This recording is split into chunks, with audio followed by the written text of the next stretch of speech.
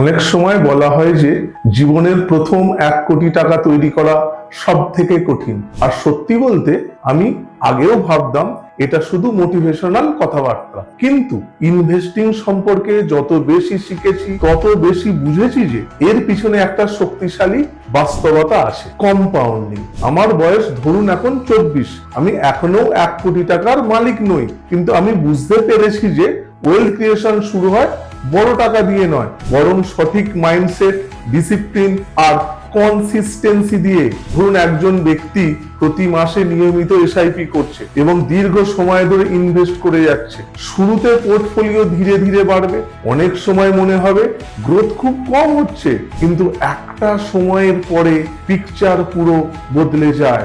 1 লক্ষ টাকার উপর 10% রিটার্ন মানে 10,000 টাকা, কিন্তু 1 কোটি টাকার উপরে 10% রিটার্ন মানে 10 লক্ষ টাকা। রিটার্ন পার্সেন্টেজ কিন্তু একই, কিন্তু ক্যাপিটালের সাইজ পুরো গেমটাকে বদলে দেয়। এই কারণেই কম্পাউন্ডিংকে বিশ্বের অষ্টম আশ্চর্য বলা হয়। ধরুন কেউ প্রতি মাসে 30,000 টাকা করে এসআইপি করেছেন এবং দীর্ঘ সময় ধরে তিনি ইনভেস্টেড আছেন। প্রথম 1 কোটি তৈরি করতে তার হয়তো 12 বছরের মতো সময় লাগতে পারে, কিন্তু দ্বিতীয় 1 কোটি তার তৈরি হবে খুব তাড়াতাড়ি বা অনেক কম সময়ে।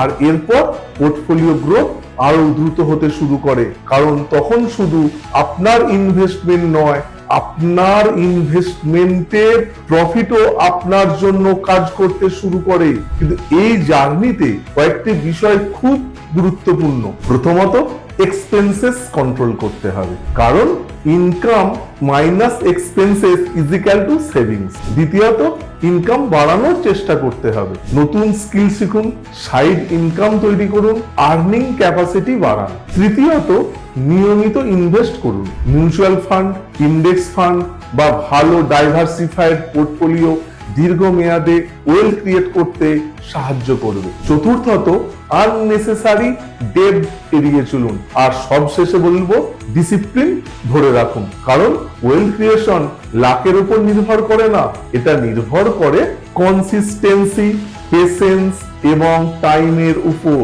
আজ হয়তো আপনার পোর্টফোলিও ছোট, কিন্তু যদি আপনি আর্নিং, সেভিং এবং ইনভেস্টিং চালিয়ে যান, তাহলে একদিন আপনার টাকাই আপনার জন্য কাজ করা শুরু করবে। তাই শেখা চালিয়ে যান, ইনভেস্ট করা চালিয়ে যান এবং নিজের ফিনান্সিয়াল ফিউচার তৈরি করতে থাকুন। ধন্যবাদ। Fund investments are subject to market risk. Read all scheme related documents carefully.